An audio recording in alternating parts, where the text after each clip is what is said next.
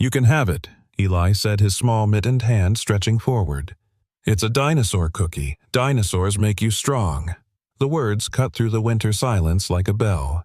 Jack Monroe spun toward his son, his boots crunching hard in the snow. At the edge of the dimly lit bus stop, a woman sat slumped on the bench, her shoulders wrapped in a coat that had seen better years. Strands of blonde hair clung to her cheeks matted with frost. Her lips were parted pale. Eli Jack's voice was sharp warning, "Back here, now." But the boy didn't move. He was standing a step too close, his eyes wide and unafraid, holding the cookie out like a peace offering. The woman blinked slowly, as if even opening her eyes was work. She glanced down at the cookie in her lap and whispered, voice hoarse, "I didn't ask for anything." Jack strode forward, pulling Eli gently but firmly to his side. He crouched in front of the stranger, his breath steaming in the cold. His janitor's jacket was still zipped to his chin, the keys at his belt clinking with each movement. He'd seen plenty of broken things in his line of work: doors, jammed pipes, burst lights dead, but this woman didn't look broken. She looked erased. "What are you doing with my son?" he asked, low protective. The woman raised trembling hands, palms open like she was surrendering. "Nothing. He just came over." Her voice cracked with dryness. "He's kind. That's all." Jack studied her face. Red where it shouldn't be red, white where it shouldn't be white. A fever heat radiated even in the frozen air. His instincts told him she was more than sick, she was on the edge. Dad Eli tugged his sleeve. She gave her food to a cat first. Jack turned, following his son's gesture.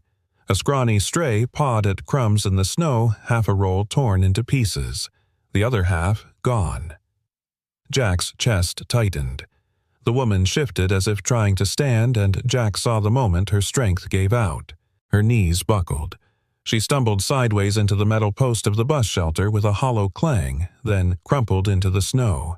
Dad, Eli, cried. Jack was already moving. He knelt, brushing snow from her face, pressing 2 fingers to her neck. Pulse, weak, but there. He touched her forehead, startled by the fire beneath chilled skin. Fever, his jaw clenched. "Miss, can you hear me?" A faint sound left her lips, more a whimper than a word. No cars, no one in sight. Snow falling heavier by the minute. Jack glanced down at Eli, who was staring terrified. "She needs help," the boy whispered. "You fix things. You can fix her too." Jack inhaled once sharp. He could walk away, call an ambulance and hope they'd come in time, but the way she lay there fragile against the snow, it felt like the city itself had given up on her, and Jack knew that feeling all too well. Without another thought, he slid his arms under her, lifting her carefully. She was shockingly light.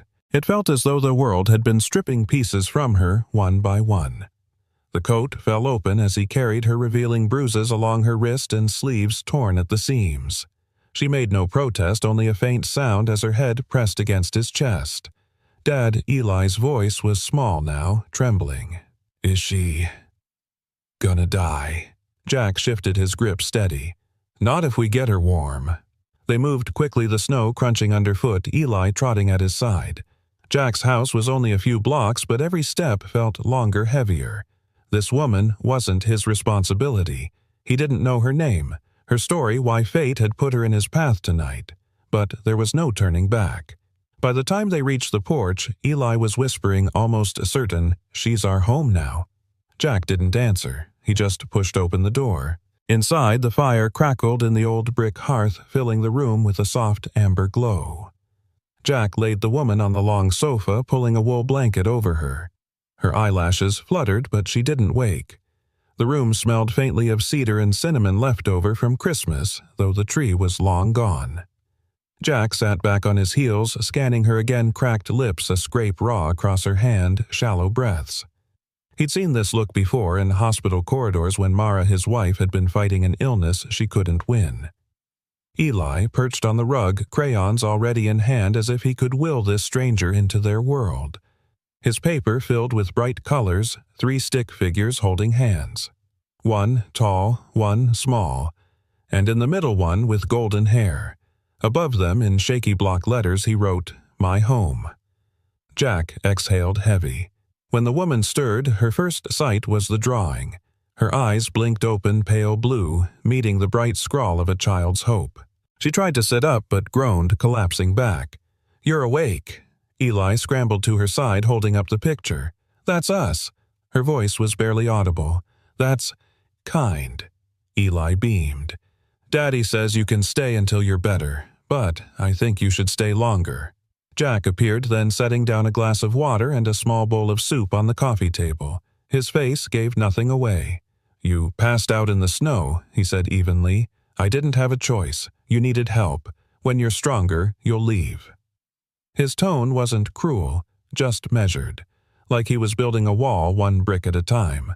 The woman lowered her gaze. "Thank you," she whispered. Eli lingered beside her, clearly wanting to chatter, but Jack gently took his son's hand. Let her rest. The rest of the day passed in hushed tones. At dinner, she insisted on sitting apart at the breakfast bar, careful not to intrude. She ate slowly, politely, her every movement rehearsed to avoid asking for more than was given.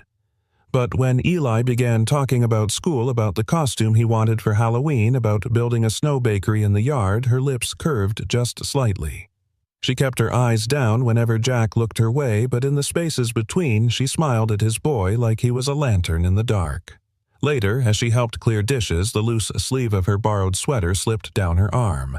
Jack saw it then, a scar, long and jagged, running across her wrist, faded but unmistakable. He said nothing, but the image carved itself into his memory. That night, long after the house was quiet, Jack lay awake, the silence loud as a storm.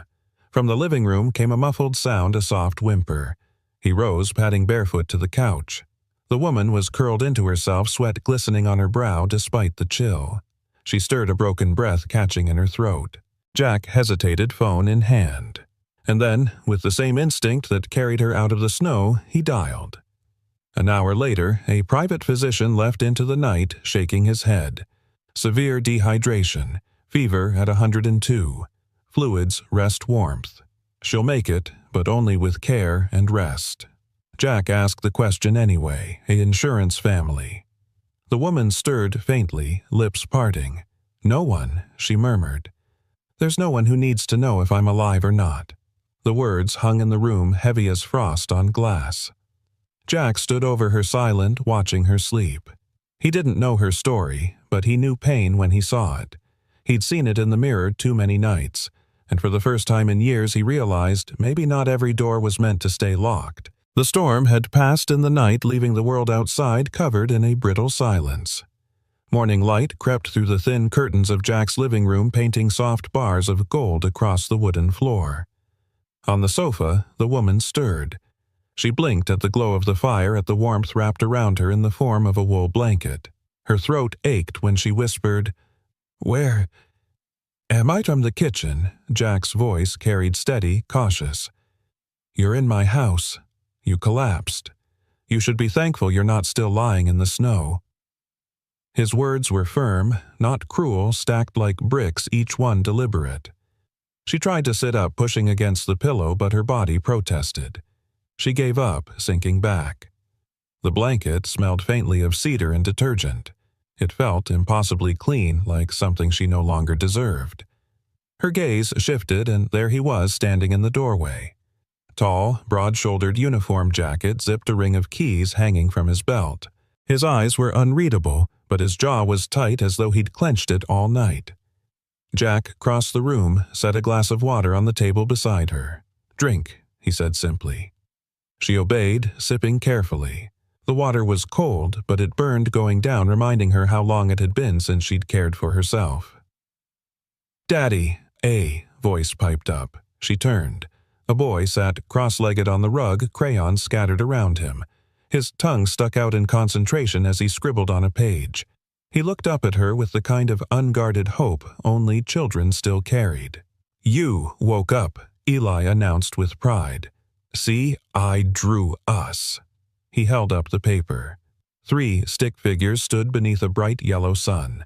One, tall, one small, and one with golden hair. Over their heads, scrawled in shaky block letters, were the words, "My home." The woman's chest tightened. She blinked fast, but the sting behind her eyes refused to go. "That's beautiful," she whispered. Eli grinned. "That's you. You can stay until you're better. Daddy said so." Jack shot his son a look sharp enough to warn, gentle enough to avoid wounding. "What I said," he corrected, "is that she'll leave when she's strong enough." He turned to her. "This isn't permanent, just until you can walk out on your own." The woman lowered her gaze. "I understand. Thank you for letting me in, even for one night." Jack didn't reply. He crouched beside Eli, tapped his shoulder. "Shoes, you'll be late." Eli groaned but obeyed, scampering upstairs. Left alone, the woman tried to read Jack's expression. He stood at the edge of the room like a man guarding something: his house, his son, his heart. She pulled the blanket tighter. "I won't cause trouble," she murmured. He studied her for a long moment before answering. Trouble usually doesn't announce itself. It just shows up and stays. Later, while Eli was at school, she moved slowly into the kitchen. Her body still ached, but she couldn't bear lying idle any longer. She opened a cabinet, scanning its modest contents: beans, onions, the heel of a loaf. Her hands remembered motions she hadn't used in months. When Jack returned from a quick errand, he froze. The air was filled with the scent of simmering broth, thyme, and ginger. She was standing at the stove, sleeves rolled to her elbows, hair pulled back loosely. "I thought I said rest," he said, setting down a bag of supplies. She glanced over her shoulder, a faint smile tugging at lips that had forgotten how. "I can rest easier when I've done something useful." He approached, took a spoon, and tasted the soup. The flavor hit him like a punch. Rosemary, pepper, and something softer. Something sweet that lingered at the back of his throat. His late wife's recipe. He set the spoon down slowly. His voice was steady but softer than usual. "Where did you learn this?" "From an old couple in Queens," she said simply. "They taught me how to turn scraps into comfort." Jack swallowed, unsettled. He didn't want her presence to remind him of Mara, but in that moment it did. And yet it wasn't imitation. It was coincidence or fate or something else he couldn't name. They sat to eat. She placed her bowl apart from theirs at the breakfast bar, her posture careful like a guest determined not to overstay. Eli chattered about school, about dinosaurs and math, and how he wanted to build a snow castle. She listened, eyes bright, laughter caught just behind her lips. But every time Jack looked her way, her eyes drifted to the floorboards, unwilling to meet his stare. That evening, after Eli had gone to bed, she insisted on helping wash dishes. Jack dried silently, his eyes catching the faint scar across her wrist when her sleeve slipped back. A raised, jagged line pale against her skin. He said nothing, but the image dug deep. "You don't have to let me stay," she said, suddenly breaking the quiet. His head lifted. "I already told you. Until you're better, that's it." Her lips curved with something close to sorrow. "Kindness from strangers is dangerous. People expect something in return." Jack set the dish towel down, meeting her eyes at last. "Not here. I don't expect anything, except honesty." She inhaled, held his gaze longer than before. Something flickered there. Pain, pride, secrets she wasn't ready to release. She nodded, once turned back to the sink. Later that night, the house was silent except for the ticking of the old clock. Jack sat at the kitchen table, a cup of coffee cooling in his hands. He stared at the screen of his laptop, the glow painting sharp lines across his face. He typed her description, her age, her features. The results came fast. CEO Isabel Hart accused of embezzlement. Archer & Co. rocked by scandal. Disgraced executive vanishes. Jack's stomach tightened. He'd let a headline walk into his living room. Her face filled the screen, sleek hair-tailored suit confidence carved into her posture. She looked nothing like the woman asleep on his couch. But the name, the accusations, they were hers. Jack leaned back, his chest heavy. He wanted to believe she was just a lost soul, someone who'd stumbled into his path by accident. But the internet told another story, and Jack knew better than anyone, stories always came with a price. Upstairs, Eli murmured in his sleep. Jack closed the laptop, rubbing his eyes. Tomorrow, he would have to ask her who she really was. For now, he sat in the quiet listening to the faint crackle of the fire, wondering if he had let danger into his home, or the one person who might change everything. Jack Monroe wasn't a man who read the news. Headlines always felt like noise shouting matches about people in glass towers while he pushed his mop across marble floors. But that morning, the news came looking for him. The old TV in the building's basement lounge hummed as he refilled the vending machine. His eyes drifted up absently, then froze. On the screen was a face he knew. Her hair was messy in the mugshot, the image grainy, harsh. Yet, even through it, Jack recognized the woman sleeping under his roof. Isabel Hart. The anchor's voice dripped with mock sympathy. Isabel Hart, once the golden girl of Archer & Company, now stands accused of embezzlement fraud and corporate negligence that left hundreds unemployed. Once a symbol of power, she's become a cautionary tale. Jack's jaw clenched. He muttered under his breath, "Well, damn." That evening, when he stepped into his kitchen, Isabel was seated beside Eli, helping him cut paper snowflakes. Her fingers guided his small hands, patient and careful. Eli's laugh filled the room, cheeks flushed from concentration. Jack lingered in the doorway, torn. The TV's accusations still echoed. He finally cleared his throat. "So, should I call you Miss Hart instead of the stranger on my couch?" Isabel froze. The scissors slipped slightly, leaving a crooked tear in the paper. She didn't look up. "You saw it?" Jack stepped closer, his voice hard. "The whole city's talking. Former CEO, millions gone, workers out on the street. That's you, slowly." Isabel set the scissors down. When she turned, her eyes weren't defiant, just tired. "That's the name they buried me under, and yes, it's mine." Eli blinked, confused. "Dad," Jack's tone cut sharper. "So, is any of it true?" She inhaled, steadying herself. "I didn't take a cent. They wanted a scapegoat, someone polished enough to distract from the real rot, so they painted the villain on me." Her words hung in the air like glass about to shatter. Jack wanted to believe her. God, he wanted to. But years of cleaning up other people's messes had taught him one rule: survival makes liars out of everyone. He crossed his arms. Convenient story, hard to fact-check. Eli's small voice broke the silence. She wouldn't lie. "She helped me draw a dinosaur family today. People who lie don't do that." Jack almost snapped back, but those earnest eyes stopped him cold. Isabel. Rose's shoulders squared, though her hands trembled. "I'll make it easy. I'll go." She turned toward the door, carrying herself with that stubborn grace only the fallen seemed to wear.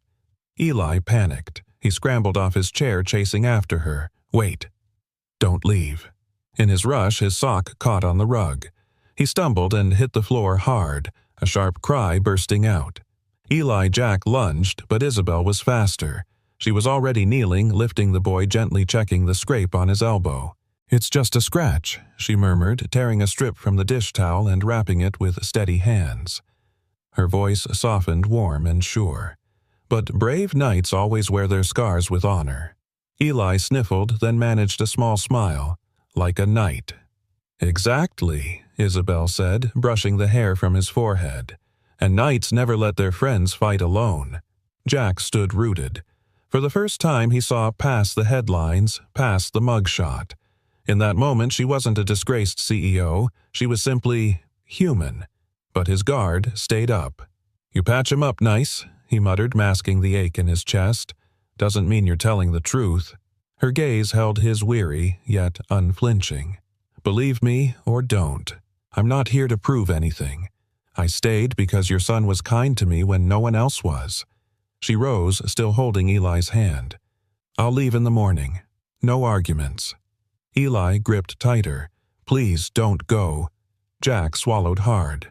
There it was again, that innocence that always cut deeper than truth or lies. His son's faith in people, the very faith Jack had long abandoned. Later that night, with Eli asleep, Jack sat alone at the kitchen table. The only sound was the ticking clock, his eyes fixed on the dish towel stained from Eli's scrape. The news called her a criminal. His gut called her trouble, but his son saw family. Jack pressed his palms to his eyes' shoulders, heavy with an ache he thought he'd buried. "Mara," he whispered to the ghost of his late wife. "What the hell am I supposed to do with this woman?" From the living room came the faintest sound, a muffled sob pressed into a pillow.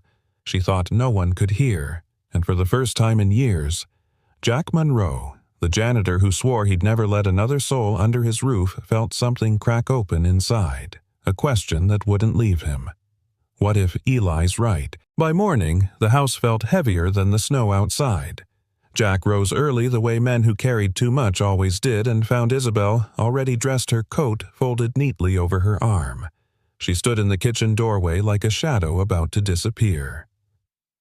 "I'll be gone before he wakes," she said. Her voice was steady, but her hands clutched the fabric too tightly. Jack poured coffee into a chipped mug, not meeting her eyes. "That's probably for the best." Silence filled the small kitchen, broken only by the whistle of wind sneaking through the window frame. She turned to leave. Then the soft shuffle of feet on the stairs stopped her. Miss Isabel Eli's sleepy voice carried through. His blonde hair stuck out in every direction, his dinosaur pajama top sagging on his shoulders. "Where are you going?" Isabel froze. "Back. To where I belong." Eli blinked, then shook his head fiercely. "You belong here, with us." Jack's chest tightened. He wanted to correct his son, remind him that the world didn't bend to an 8-year-old's heart. But before he could, Isabel knelt, meeting Eli's eyes. "Sweet boy," she whispered, brushing his cheek. "You don't know what you're asking." "I know you're kind," Eli replied, "and Dad says kind people are rare, so if we find one, we shouldn't let them go." Jack's mug rattled against the counter. He hadn't realized his son remembered those words he himself had muttered years ago after Mara's funeral. Isabel's lips parted, trembling just enough for Eli to notice. She kissed the top of his head, then rose, her face unreadable. "I'll think about it." That afternoon, Jack came home from school to find the strangest sight: Isabel, in the kitchen, sleeves rolled, hair tied back, flour dusting her hands. "What in the hell?" he muttered. She didn't look up. "Bread. It's cheaper than buying it. And your oven still works." On the counter, 3 loaves rested beneath towels, the smell of yeast and salt filling the home like something sacred. Eli sat at the table, pencil in hand. "She's helping me with math, too. Fractions are like bread, you cut the whole into pieces." Jack stood there, caught between disbelief and something else he refused to name. "I thought you were leaving." "I was," Isabel said, still kneading the dough with steady hands. "But I've decided to stay, not as your guest, as your co-worker." Jack arched a brow. "Co-worker. You said this house doesn't run itself, so let me run part of it. I'll cook, I'll help with Eli, I'll contribute. That way I don't owe you, and you don't owe me." Her tone wasn't pleading, it was stubborn proud. Jack rubbed the back of his neck, torn between irritation and admiration. "You don't know the first thing about living like this." Isabel pressed the dough down firmly. "Then I'll learn. You think I've never failed before?" She glanced around the modest kitchen. "This is nothing compared to standing in a boardroom while men strip your name from the walls you built." Jack said nothing, but something in him cracked. He'd seen hollow pride before. This wasn't that. This was a woman clawing back dignity. Days bled into rhythm. Isabel washed dishes, folded laundry, even held Eli's hand when crossing icy streets. Her first pot of stew burned black, and Jack had to throw open the windows. She laughed, embarrassed, and Eli teased, "Don't worry, Dad burns toast all the time." Jack found himself laughing too, the sound rusty but real. At night, after Eli slept, Jack sometimes caught Isabel by the fire with a notebook. She wasn't writing numbers or plans, but sketches, dresses, buildings, birds. Once he saw her crumple a page, then smooth it out again as though forgiving herself. One evening, Jack returned from an extra shift to find Eli proudly holding up a drawing. "Look, Dad, Miss Isabel showed me how to shade with the side of the pencil. Doesn't it look real?" Jack leaned down. It was a picture of 3 figures, him, Eli, and Isabel, beneath a crooked little house with a sun above. His throat tightened. He glanced at Isabel, who quickly looked away, cheeks flushed. "You don't have to do this," he said softly once Eli had dashed upstairs for more paper. She met his gaze. "Do what? Pretend?" Her jaw set. "I'm not pretending. I'm rebuilding. Maybe not an empire, but something that matters more. A place where I can be useful. A place where I'm not just what they say I am." Jack searched her face, etched with weariness and will. For the first time he believed she wasn't here to hide, she was here to heal. Later, with Eli asleep, Isabel cleaned the kitchen. Jack leaned in the doorway, studying her quietly. "You're not what I expected," he said at last. She turned. "And what did you expect? I expected you to run. People usually do once life takes away their crown." Her gaze didn't waver. "I lost everything, Jack. My name, my company, my so-called friends.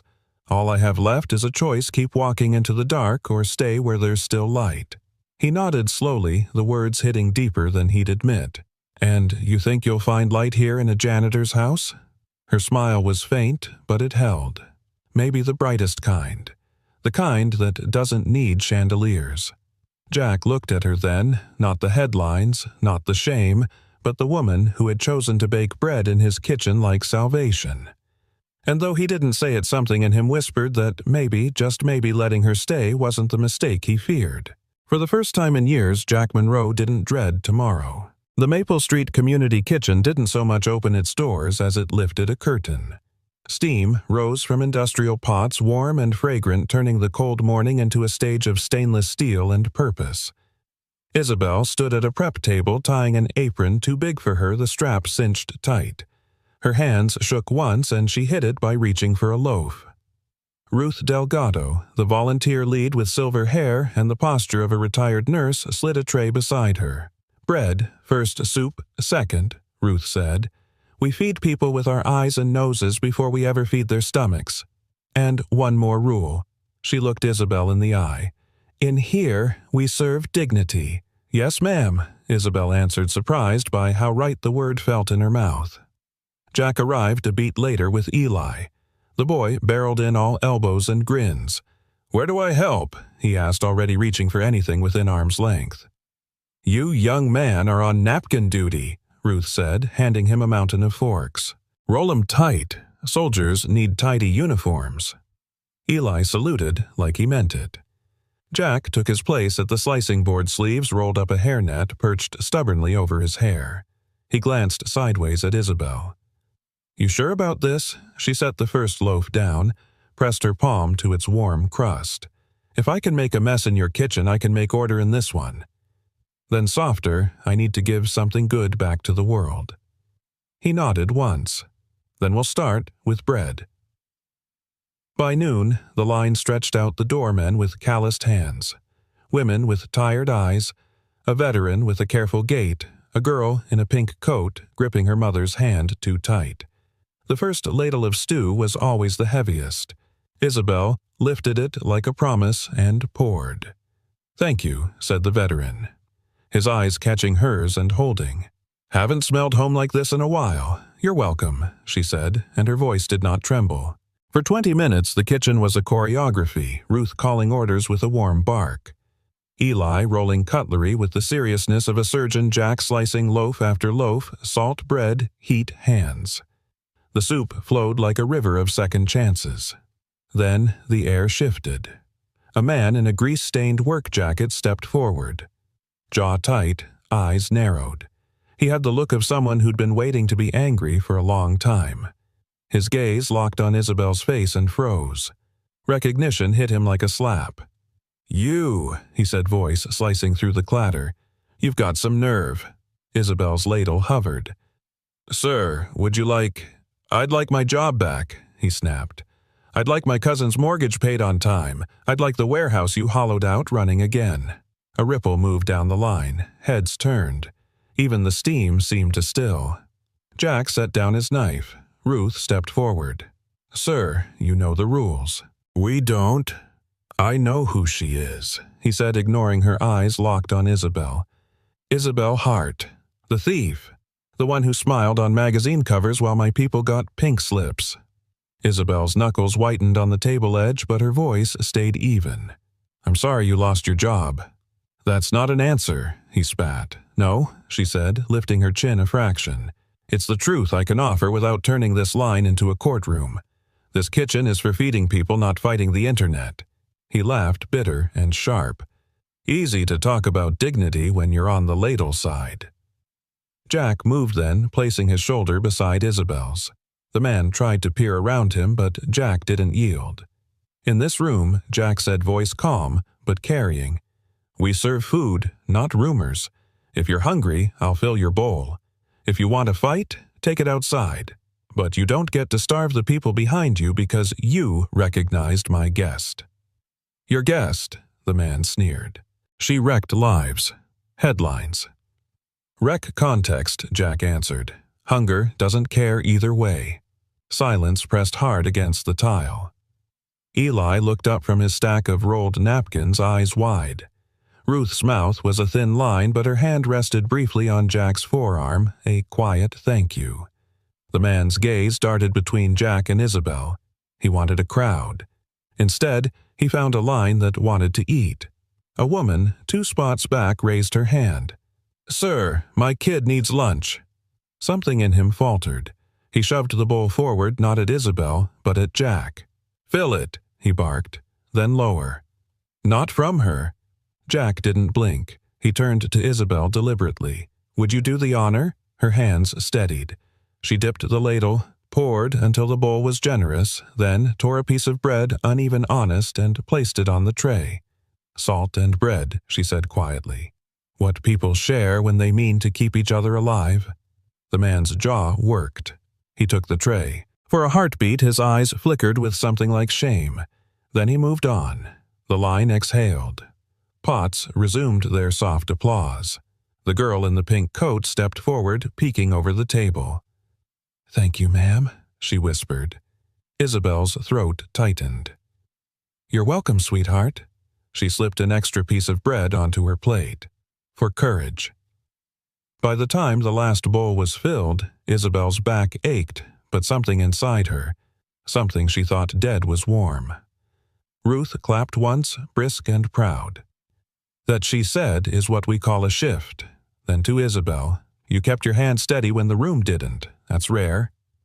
"I don't feel steady," Isabel admitted. "That's how I know you're honest," Ruth said. "Come back tomorrow." As they cleaned, the man in the work jacket lingered at the door, his rage quieter. He said nothing, just looked at the 3 of them and left without slamming anything. Out on Maple Street, the cold reached under their coats. Eli grabbed both their hands, his mitten in Jack's, his other in Isabel's. "Did we do good?" he asked. Jack squeezed his fingers. "We fed people. That's always good." Isabel stared at their joined hands, breath clouding the air. "When you stood beside me," she said so softly. Jack almost missed it. Everything stopped shaking. He glanced at her. No pity, no sermon, just the steadiness of a man who'd fixed pipes and broken hinges all his life. "Then I'll keep standing." They walked home under a light that made the snow look almost blue. In the kitchen, Jack warmed the last of the stew. Isabel sliced the leftover loaves, their bread, not the kitchen's, and set the salt shaker in the center of the table like a small, bright flag. Eli took a bite and sighed with the contentment of kings. "It tastes like the place we were today," he said. "What's that taste like?" Jack asked. "Like people?" Eli answered seriously. "Like when you share the warm part of you." Isabel's laugh was quiet but whole. She sprinkled salt over her bread and looked at Jack. "You said once salt ruins everything when there's too much." He nodded. But today she said it told the truth. About the soup, about the room, about me. Salt doesn't hide anything, it makes the real thing show up. Jack held her gaze. For the first time in years, the air between him and another soul felt simple. Not light, not heavy, just honest. "Then here's my truth," he said. I don't know what the world will call you next week, but in my house, I'll call you what my son already does." Isabel swallowed. "What's that?" "Someone who stayed." Outside, the wind worried the eaves. Inside, the room kept its own weatherbread cooling on the counter soup soft on the stove and a quiet you only earn by standing where it's hardest. After dishes, Eli tugged Isabel toward the living room. "Can we draw?" "What happened?" he asked. "What did happen?" she teased. He thought then nodded to himself. "A mean wave tried to knock you over. But Dad stood like a rock. And you," he looked up at her, certain you learned you're the ocean too. Her eyes stung. "Okay," she whispered. "Let's draw that." Jack watched them spread paper on the rug, the fire climbing in the grate. He wasn't a man who cried easily. Repairmen save tears for when there's no water to mop. But as Eli sketched a line of people with bowls, and Isabel shaded a steady hand on a ladle, Jack felt something undo inside his chest. Not grief, not fear. Relief faintly salted, faintly bread warm. Saturday arrived with a cold that gnawed at the bones of the old elementary school where Jack kept the boilers humming and the hallways honest. A pipe in the annex had been complaining all week. The principal called it dawn, and Jack answered the way he always did, no fuss, just a toolbox and a promise. Eli tagged along in his puffer coat, bobbing beside him like a little blue balloon. Isabel came too, a thermos tucked under her arm, her scarf wound twice around her neck as if courage needed an extra layer. "Basement," Jack said, pushing open the service door. "It's ugly down there." "I've seen uglier," Isabel replied, and he couldn't tell if she meant boardrooms or headlines. The boiler room smelled of dust and iron. Water pinged through the pipes. Jack set his toolbox on a scarred old workbench wood worn smooth by years of fixes. He handed Eli the flashlight. "You're my eyes. I'm also your sound effects," Eli declared, clicking the beam on with a theatrical flourish. Isabel hovered at the threshold, taking in the concrete walls, the snarl of conduit, the chalk marks where someone, probably Jack, had scrawled measurements only he could read. She lifted the thermos. Coffee for the foreman, tea for morale. Jack took the coffee with a grunt of thanks.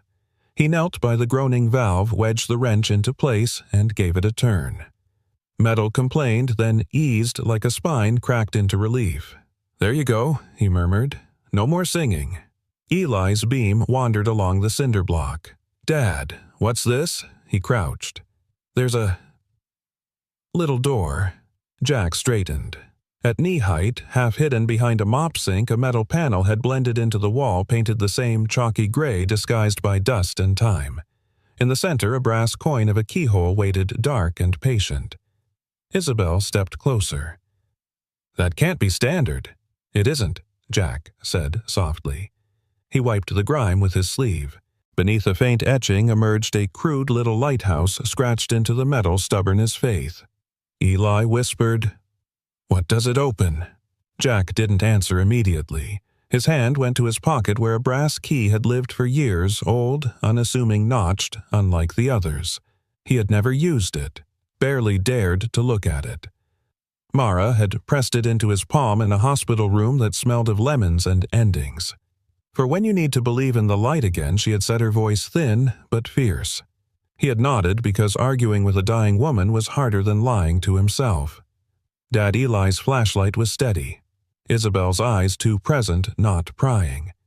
Jack knelt. The key trembled once in his grip, then steadied. It slid into the brass throat like it had been waiting all this time for his hand. The lock turned with a tired click.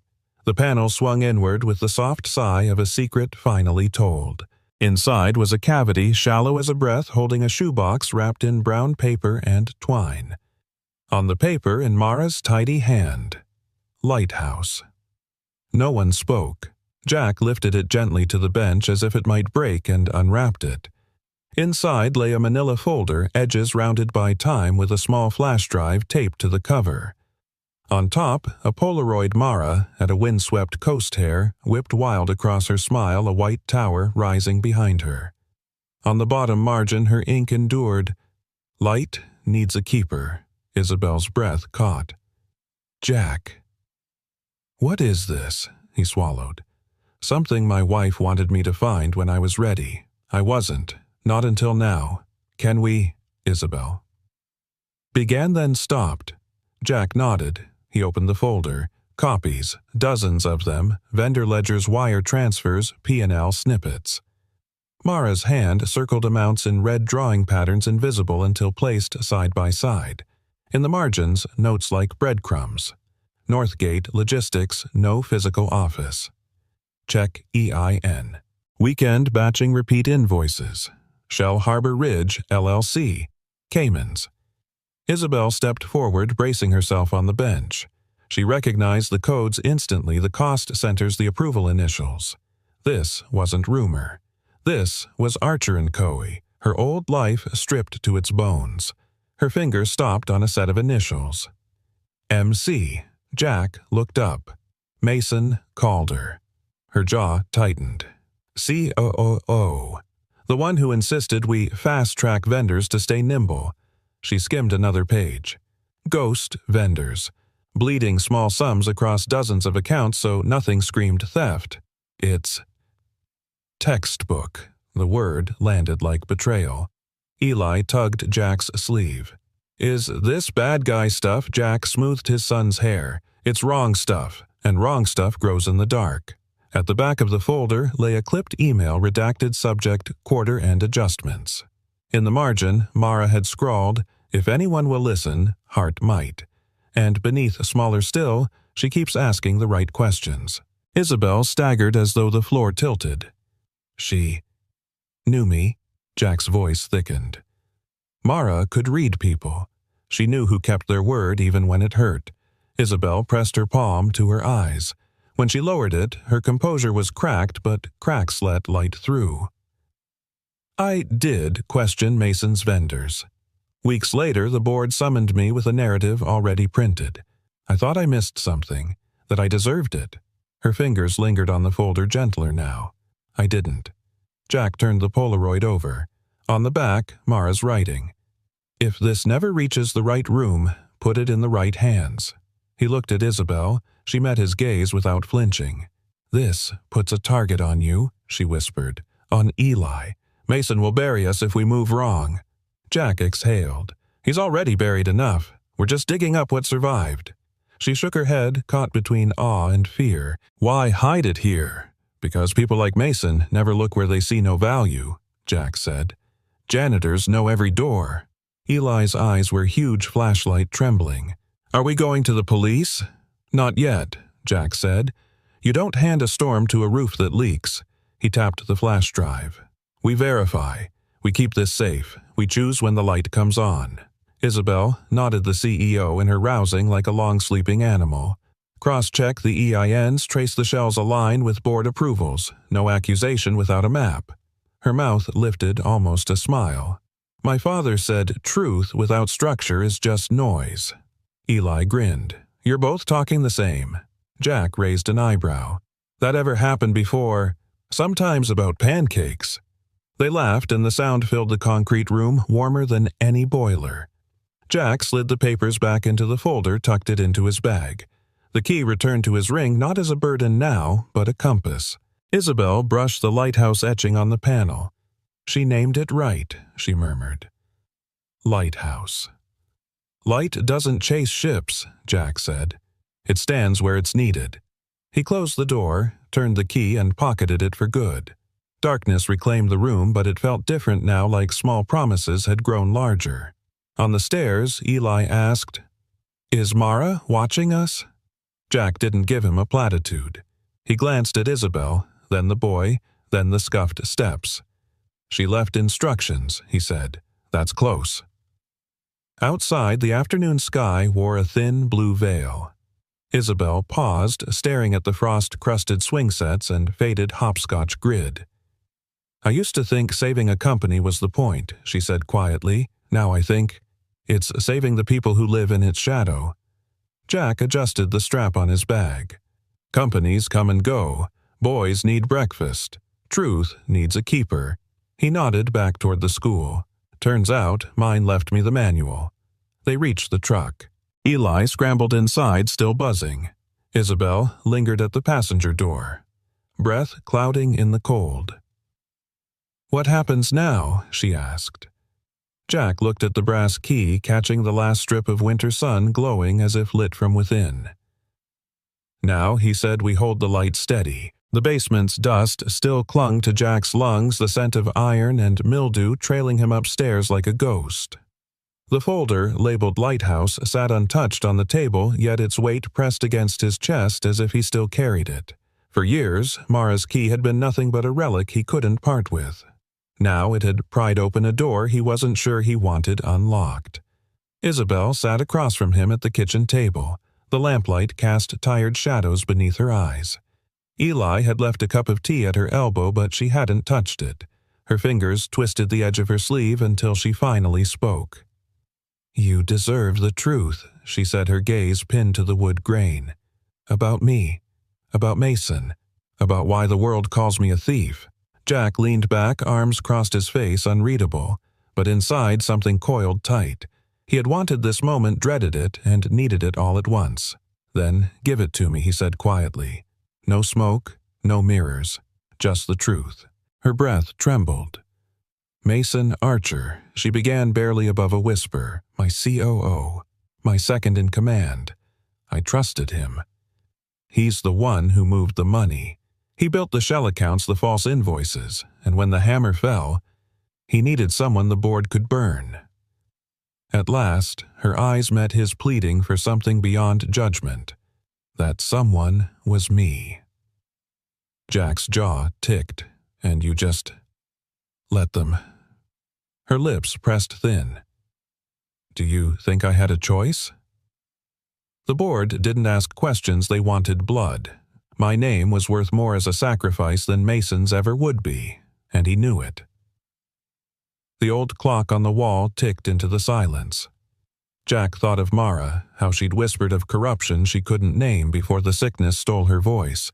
His words came sharper than he intended. "Why didn't you fight harder? Why didn't you scream the truth before they crucified you?" Her breath hitched. She closed her eyes, then opened them, tears brimming. "I did scream," she whispered. "But when no one listens, screaming just makes you hoarse. I lost everything, my career, my friends, my name. I walked out of that boardroom and the world had already decided. Do you know what it's like to walk into a room and watch every pair of eyes look away?" The words pierced him. He knew something of silence, too, after Mara. People hadn't blamed him. They had just avoided him. Grief made them uncomfortable, and in that mirror of loneliness he saw her. Jack's voice softened. "I know what it's like to lose everything." Her eyes flicked to his, waiting, and for once he let the lock turn on his own heart. When Mara died, he said slowly, each syllable heavy, "I thought the world ended. She wasn't just my wife. She was the only one who saw me, not the janitor, not the man sweeping corners. Just me. When the fire took her, it took the part of me that believed I could ever love again. So I built walls. For Eli. For myself. Because if you don't open the door, you can't lose what's inside." Isabel's hand twitched, wanting to reach for him, but stopping short. Her voice came tender, raw, and now, "Do you still believe those walls will keep you safe?" He couldn't answer. The silence thickened, fragile as glass. Isabel let herself imagine for a flicker what it would be like if his walls weren't so high, if that warmth in his eyes could be hers. But then she heard it in his voice, the way he said Mara's name, not with pain, but reverence. She realized with a sting he still measured the present against the past. "I can't be her, Jack," Isabel said suddenly, her voice trembling. His eyes widened. "I never asked you to be." "No," she said gently, rising. "But I feel it. In every look, every hesitation. Mara is in every corner of this house, every silence, and maybe she should be. But she swallowed hard. "I can't live as a shadow, always standing in the echo of someone you loved first." Jack stood quickly, his chair scraping. "That's not fair." Mara was your life," Isabel said softly but firmly. "I'm just a guest passing through." Her words shattered something between them. At that moment, Eli's small footsteps padded in his sleepy voice, breaking the storm. "Miss Isabel?" he asked, rubbing his eyes. "You're not leaving, are you?" Isabel froze, her heart twisted. She knelt and brushed his hair back. "No, sweetheart, not tonight." Jack's chest ached as he watched the gratitude for her kindness battling the ache of what had cracked open. When she rose, her eyes were softer but guarded. "I'll stay. For Eli. But for us, Jack. I don't know if staying will heal or only break us both." She turned toward the guest room, her footsteps fading down the hall. Jack remained in the kitchen, the lamplight flickering across his clenched hands. He had spoken truths buried for years, and yet somehow all he'd done was open another wound. The rumor didn't arrive like a whisper. It came like sirens. By noon, a headline was already climbing the feeds. Isabel, heart to flee. Country exclusive. An unnamed board insider claimed she'd liquidated assets and was planning to cross the border by week's end. A grainy photo, her or someone with her hair at a bus terminal, sealed the lie. Jack read it on his phone in the school hallway, the blue glow sharpening the knots already forming in his chest. He texted Isabel one word. Home. Now. When he and Eli turned onto their street, an SUV idled across from the house, cameras balanced on tripods like vultures at rest. The reporters weren't shouting yet. They were smiling wider and wider as the truck approached. "Dad," Eli whispered, "why are they here?" "Because someone's afraid of the truth," Jack said, pulling into the driveway and angling the truck so the front door was a straight line from his side. "Stay behind me." Isabel was on the porch, her face pale but set.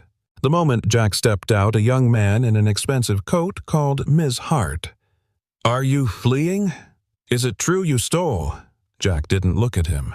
"Not on my property," he said flatly. "Back to the sidewalk. Public interest." "Public sidewalk," Jack corrected, holding the door open for Isabel. She let out a breath she'd been holding for hours. Inside, the phone on the counter was already stacking voicemails. Isabel held out her hands in apology that wasn't hers to make. "I didn't start this. I know who did," Jack said, "a man who thinks shadows can eat the light." A knock, heavy official, rattled the door. Jack glanced through the peephole. 2 uniforms, winter hats, low breath, puffing white. He opened halfway, the chain still on. "Afternoon," Mr. Monroe, the taller one, asked. "Detective Ruiz. This is Officer Lang. We're here to speak with Ms. Hart." "What's the purpose?" "Following up on tips she's preparing to evade a pending investigation," Ruiz said.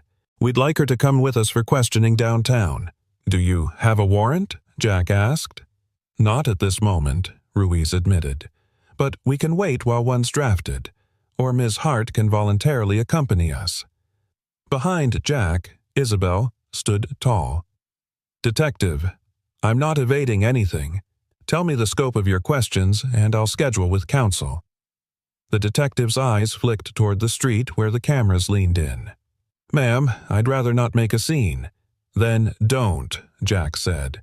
"No warrant, no entry. She'll answer with a lawyer present." Ruiz studied him, then nodded, once professional, not hostile. "We'll be outside for a few minutes." He gestured to the sidewalk, and the reporters stepped back in rehearsed unison. The house seemed to hold its breath. On the table lay Mara's folder, Lighthouse. The flash drive, plain and black, was taped to the inside cover like a heart someone was trying to keep alive. Isabel looked at it, then at the door. "If they get a warrant, they'll take anything they can call electronic storage. That drive disappears into evidence, or worse." Jack's hand moved before fear could stop him. He peeled the tape free, pocketed the drive, then slid the folder into a grocery bag and handed it to Eli. "Buddy," he said softly, "Ruth's on Maple. Straight there. Give this into her hands. Tell her to lock it where only she can open it." Eli's eyes widened. "Is it a secret mission?"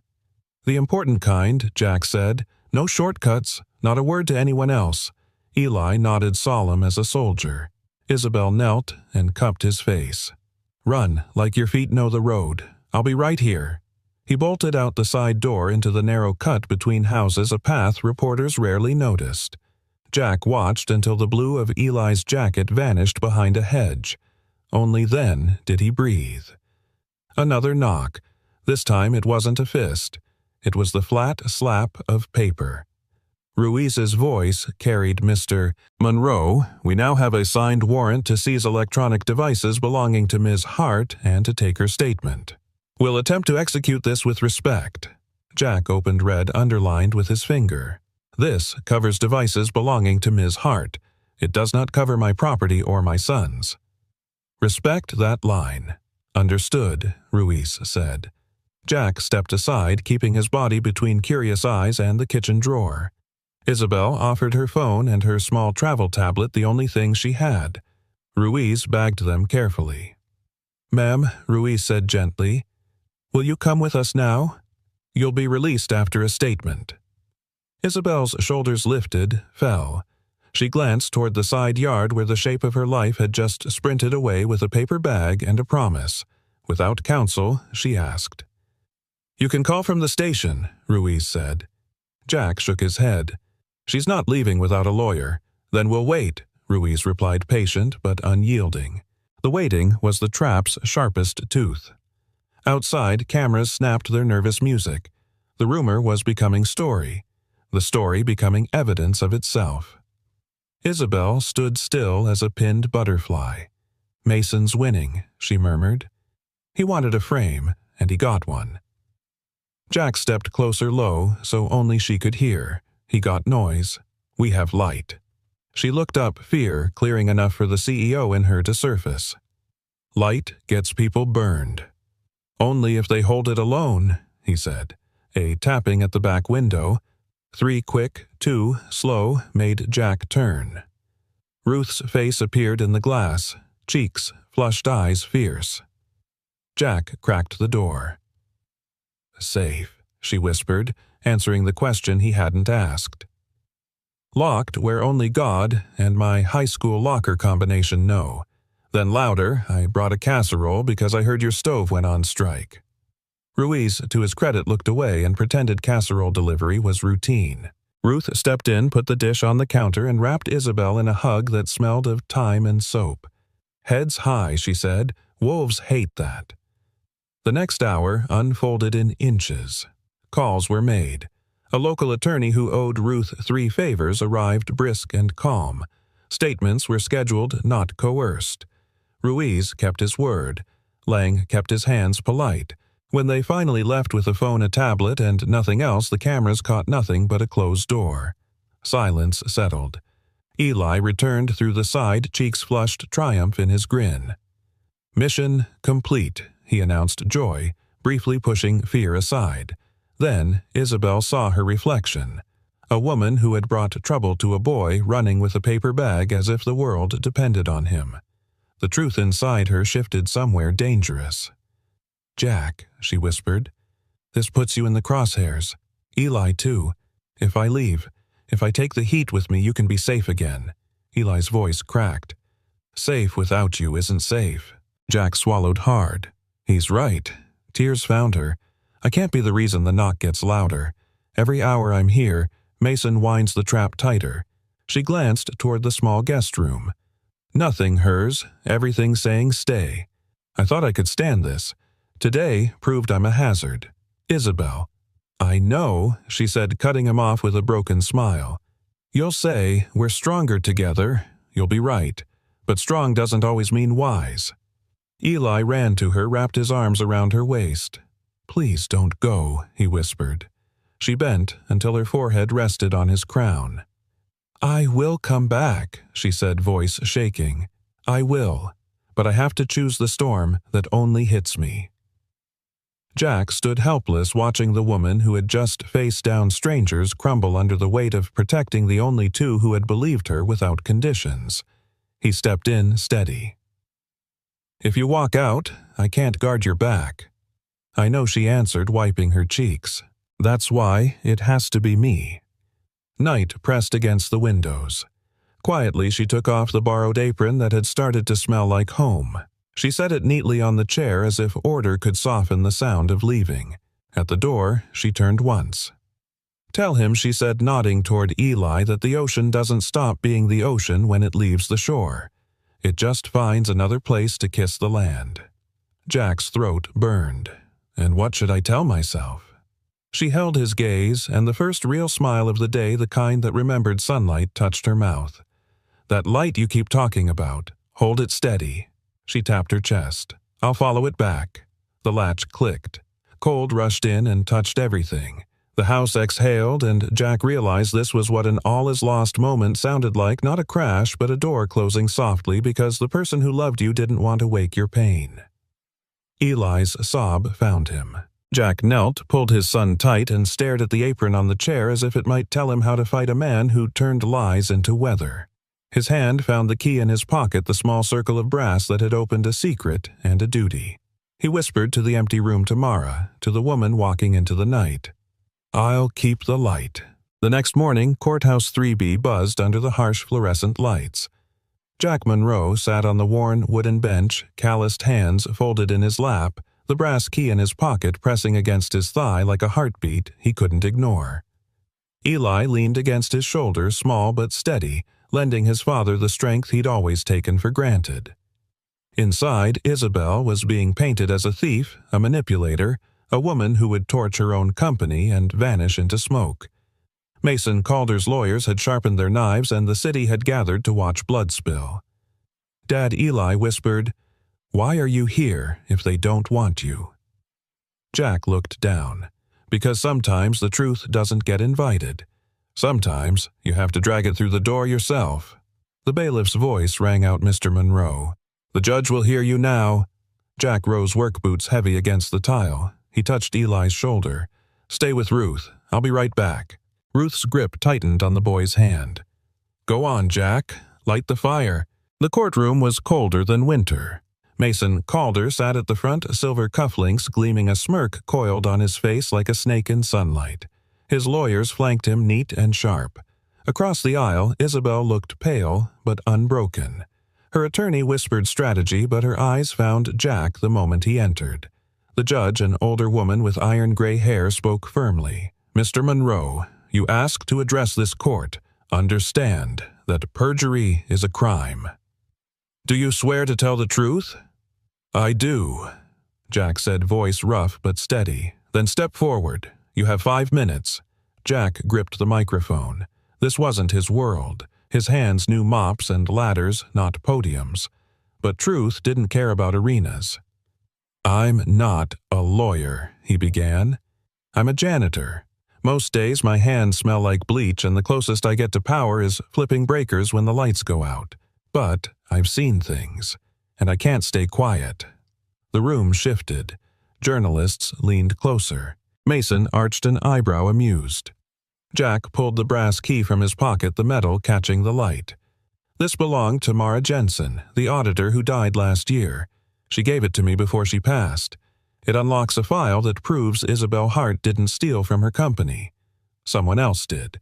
Someone who knew how to bury numbers until only smoke was left." Mason's smirk faltered. The judge leaned forward. "Do you have this file?" Jack nodded. "It's secured. It names names, dates, transfers. If the court subpoenas it, you'll see exactly who siphoned millions under Isabel's watch."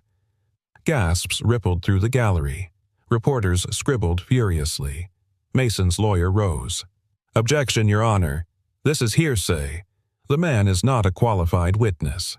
Jack turned eyes hard. "I'm not qualified, you're right. But truth doesn't need a title to stand. It just needs someone stubborn enough to say it out loud." The judge raised a hand. "Objection noted. Mr. Monroe, can you testify under oath that you personally saw this evidence and believe it authentic?" "Yes," Jack answered without hesitation. "I saw the numbers, I saw Mara's notes, and I saw the fear in her eyes the night she told me Mason Calder wouldn't forgive her for keeping a copy." Mason shot to his feet. "That's a lie. She was unstable." The judge's gavel cracked. "Mr. Calder, sit down. You'll have your turn." Silence settled heavy. Isabel's attorney asked Mr. Monroe, "Why would Mara Jensen trust you of all people with something so important?" Jack looked at Isabel, then back. Because janitors see what people leave behind, what they hide in drawers, what they hope no one notices. Mara knew I wouldn't trade her secret for money or power. I've got neither. All I've got is my word, and a boy who'll grow up knowing whether his father stood up when it mattered. The room stilled. Even the lights seemed to pause. Isabel's eyes shimmered not with fear, but with something fierce, something grateful. The judge cleared her throat. "Mr. Monroe, this court will order that evidence to be brought forward and examined. Until then, Ms. Hart remains under review. But this testimony shifts the weight of the scales." Jack exhaled slowly. As he stepped down, Mason leaned across the aisle, voice low. "You just signed your own ruined janitor. I bury men with more armor than you." Jack paused, turned his head slightly. His reply cut sharp. "You can't bury light, Mason. Not when too many eyes are watching." Outside, the winter air bit cold and clean. Cameras flashed, reporters shouted. Ruth shielded Eli through the crowd. Isabel walked beside Jack, her hand brushing his close-tethered. "You didn't have to do that," she said. "Yeah," Jack answered. "I did." She studied him as if seeing not the janitor but the man behind the mop, the father behind the quiet. "What you said about Eli knowing who his father is, Jack, that wasn't just testimony. That was a promise." Jack let the corner of his mouth lift. "Then I'd better keep it." The cameras snapped, capturing two people who refused to bow. But what the lenses missed was the shift in the air the trap Mason had set now snapping back on him. And as the courthouse doors closed one, truth was clear, the janitor wasn't done speaking. 48 hours later, the boardroom's glass walls reflected a storm without rain. The mahogany table stretched like a battlefield. 12 leather chairs lined its edges, each filled with shareholders who wore power like armor. At the head sat Mason Calder, his jaw tight, his fingers drumming against the polished wood. He was a man cornered, but not yet conquered, and the boardroom hummed with anticipation. The doors opened. Isabel Hart walked in with measured grace. Her heels clicked a steady countdown. At her side, to the astonishment of everyone, was Jack Monroe, still in his plain work shirt and boots, shoulders squared, eyes steady. A janitor in a temple of power. Gasps rippled, a few muffled laughs. But Isabel didn't flinch. She pulled out a chair, sat down, and let the silence grow heavy until it pressed against every chest in the room. Mason leaned back, smirking. "You've got to be kidding me. Bringing your janitor to a board meeting. What's next?" Isabel, letting him mop up the balance sheets, Jack didn't rise to the bait. He simply folded his hands on the table. "Funny thing about floors," he said evenly. "You can shine them all day, but if the foundation's rotten, the whole building falls." The room stilled.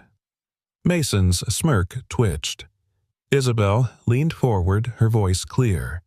"We're here because the foundation of Archer & Co. name has been poisoned, and the poison has a name."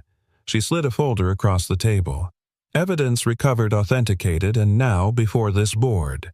Every siphoned dollar, every forged signature, every theft traced back to Mason Calder." The shareholders craned their necks. Pages flipped.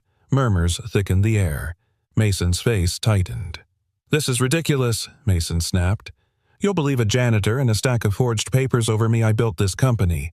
Without me, you'd all still be scrubbing the floor." Jack's voice cut clean through the clamor. "No. Without you, a good woman wouldn't have been driven to fear for her life. Without you, hundreds of workers wouldn't be standing on quicksand wondering if their jobs vanished tomorrow.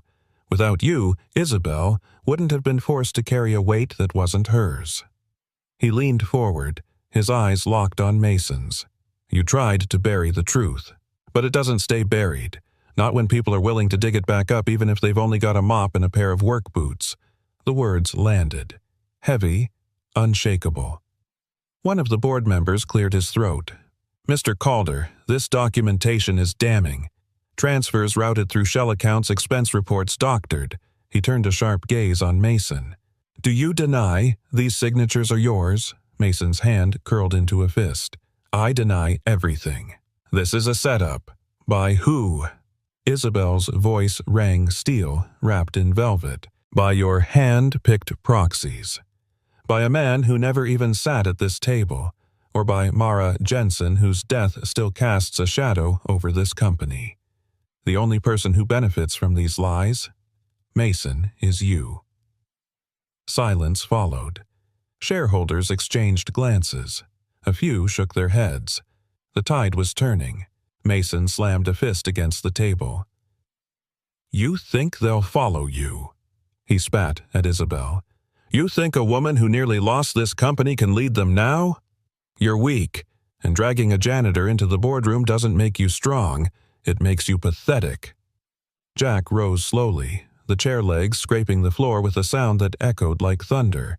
He stood tall, his voice low but sharp enough to cut glass. "You're right, Mason. I'm a janitor. But weakness isn't scrubbing floors. Weakness is stealing in the dark because you're too afraid to stand in the light. Weakness is thinking power is about how much you can take. Strength." He glanced at Isabel, then back at the board. "Strength is how much you can carry without breaking. And I've watched Isabel carry more than any of you ever could." For the first time, Mason had no comeback. The silence that followed wasn't his ally, it was his sentence. Agatha Whitmore, chairwoman of the board, finally spoke. Her voice was steady as a gavel. "Mr. Calder, until a full investigation concludes, you are hereby suspended from all executive duties, effective immediately." Mason's face drained of color. He sputtered, "You can't!" But the gavel of corporate law had already fallen. Two security officers stepped into the room, their presence unspoken judgment. Mason's protest dissolved into the stale air of a kingdom crumbling. When the doors closed behind him, the room seemed to exhale. Shareholders leaned back, the tension unwinding. All eyes turned to Isabel.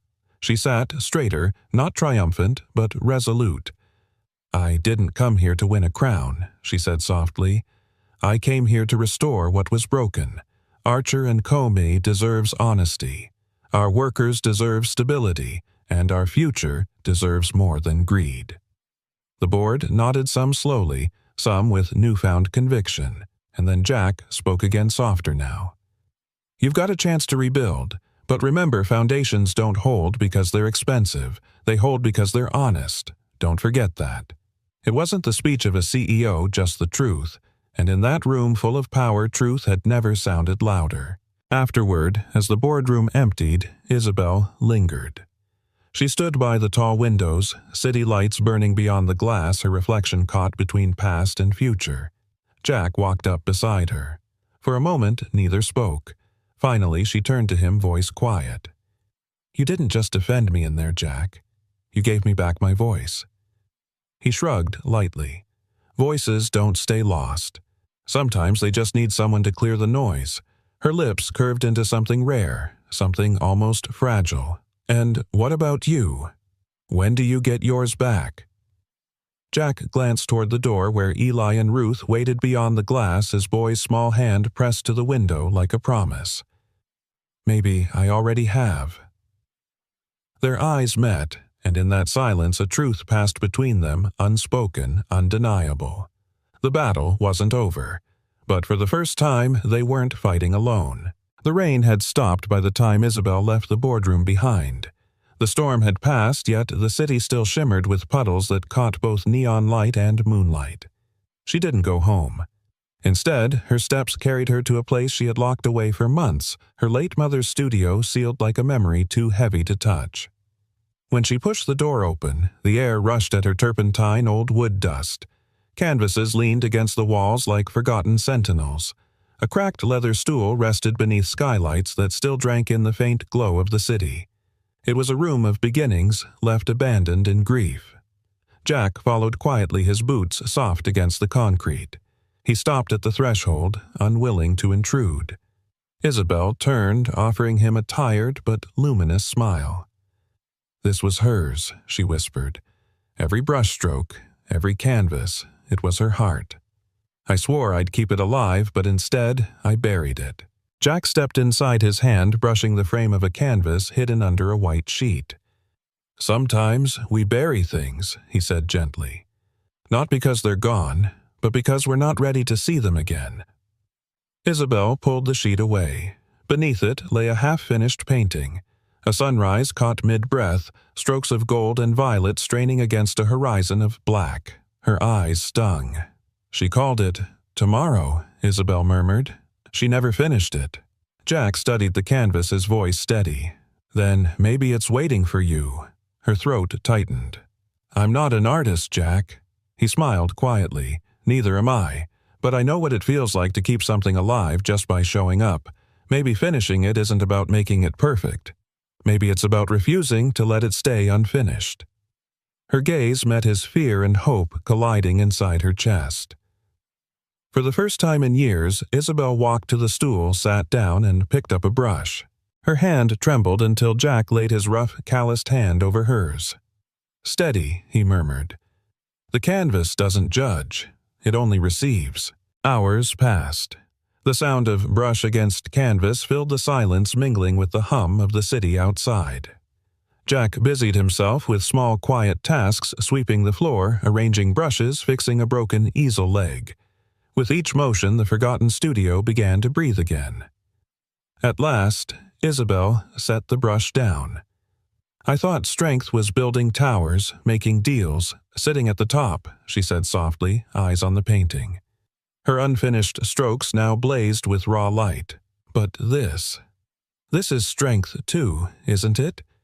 Picking up where someone else left off, carrying forward what matters. Jack held her gaze.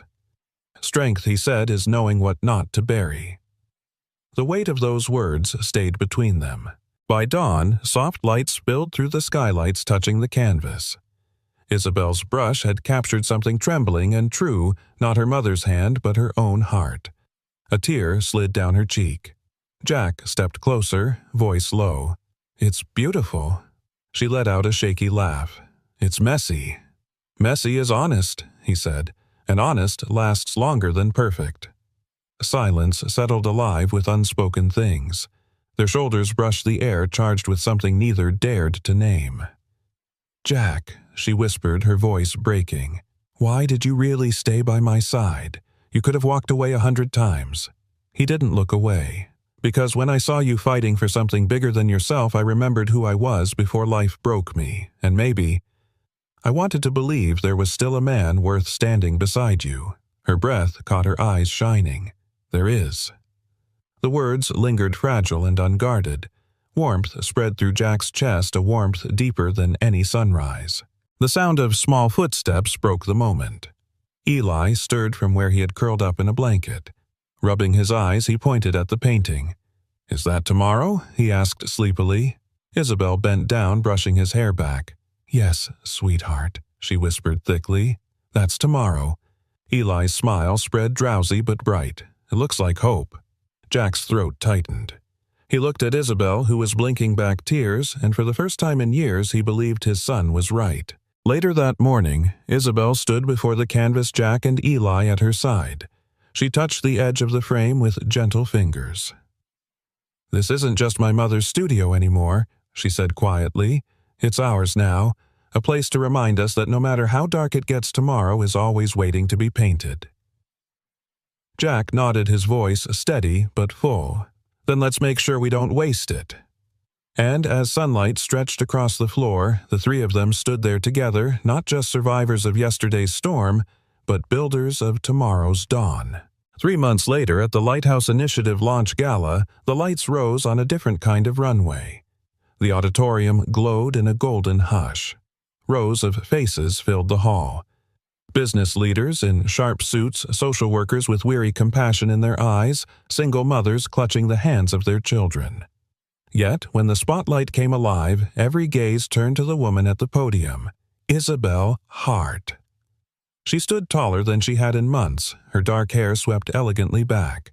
Her voice, once fractured, now carried steady and sure as she unveiled the initiative that had risen out of ashes and been rebuilt with light. This isn't just about funding. Isabel, said, her words echoing across the room. It's about dignity, the dignity to rebuild the courage to believe again. Because I know what it feels like to lose everything, and I know the miracle of someone offering a hand instead of turning away. Her eyes found the front row. Jack broad-shouldered and grounded, pride burning quietly in his gaze. Beside him, Eli swung his small legs, clutching a folded paper tight against his chest. Applause thundered through the hall, but Isabel raised her hand gently. "Before I finish, there's someone else who has something to say." Eli hopped down from his chair, sneakers thumping against the wood. The crowd, hushed breath caught in their throats as the boy stood at the microphone. His voice was soft but unwavering. "I wrote a poem," Eli said. "It's about light and about home." He unfolded the wrinkled page and began. "Light isn't loud, but it finds you. Even when you hide. It slips under doors, waits in empty rooms, and whispers, 'You're not forgotten.' Home isn't walls. Home is the hand that reaches for yours, the voice that stays, the chair that never feels empty again. I thought I lost my mom forever, but tonight I see sometimes the world gives you another, and maybe, just maybe, we can be a family again." By the final line, Eli's voice quivered, his hands trembling as he lowered the paper. For a beat, silence. Then sniffles. A muffled sob. Tissues, rustled handkerchiefs passed quietly down rows. The entire room dissolved into tears. Isabel pressed her hand against her mouth, her own sobs breaking free. Jack rose and joined his son on stage, resting a steady hand on the boy's shoulder. Eli leaned into him and whispered, "I think Mom would have liked it." Jack's voice cracked as he answered, "She would have loved it, son. She would have loved it." Then he turned toward Isabel. The janitor, who had once lived in the shadows of grief, now stepped forward into the light. In his hand glinted a small brass key, the one Mara had left behind, the one that had unlocked more than just a door. Jack held it out, the stage lights catching its shine. "There's no door left to fear," he said, voice low but carrying to the farthest corner. "Not for you, not for us. If you choose it, this key means you're home." Isabel's breath caught. Her hand trembled as she reached, but Jack didn't let go immediately. "Stay," he whispered. "Not because you need a place, not because you need redemption. Stay because we need you. I need you." Gasps rippled through the audience. Everyone knew instinctively what was unfolding. Tears streamed down Isabel's face as she closed her fingers over the key, pressing it to her chest. Her voice broke. "Jack Monroe, are you asking me to—" He cut her off, raw and unpolished, but truer than any diamond. "I'm asking you to be family, to marry me, to make this house a home again. Not Mara's, not mine, ours." For a heartbeat, silence reigned. Then Isabel's sob broke through, but it wasn't sorrow, it was release. She nodded, breath hitching. "Yes," she choked out. "Yes, I'll stay. Yes, I'll marry you." The hall erupted. Cheers crashed like waves. Applause, laughter through tears, strangers embracing in the aisles. Women clapped until their palms stung. Others simply wept into the shoulders of whoever was closest. Jack pulled Isabel into his arms, the brass key warm between their palms. Eli wedged himself in his small arms, wrapping fiercely around them both. And, for the first time in years, Jack realized he wasn't carrying the weight of loss alone. He had found light again through a boy's poem, a woman's courage, and a love that chose to stay. The Lighthouse Initiative was born that night, yes. But something greater was born too. A family not defined by blood, but by choice. By choosing to see light in each other, even in the darkest nights. When the applause finally faded into soft murmurs, Eli tilted his head up at them, his eyes impossibly clear. "Dad," he whispered, "can we go home now?" Jack tightened his arm around Isabel's waist, his lips brushing her temple as he answered for them both. Home, finally. And that is where this story leaves us. A reminder that sometimes family isn't bound by blood, but by the choice to stay. That even in the darkest seasons of our lives, love can turn a broken key into the door of a new beginning. Now, I'd love to hear from you. Where in the world are you listening from tonight? Share your city, your story, your thoughts in the comments below. I read every single one. And if this story touched your heart, don't forget to subscribe to the channel and join our growing community of listeners who believe in stories that heal, inspire, and remind us of what truly matters. Thank you from the bottom of my heart for spending your precious time with this story. Until the next one, stay safe, stay kind, and never stop believing in second chances.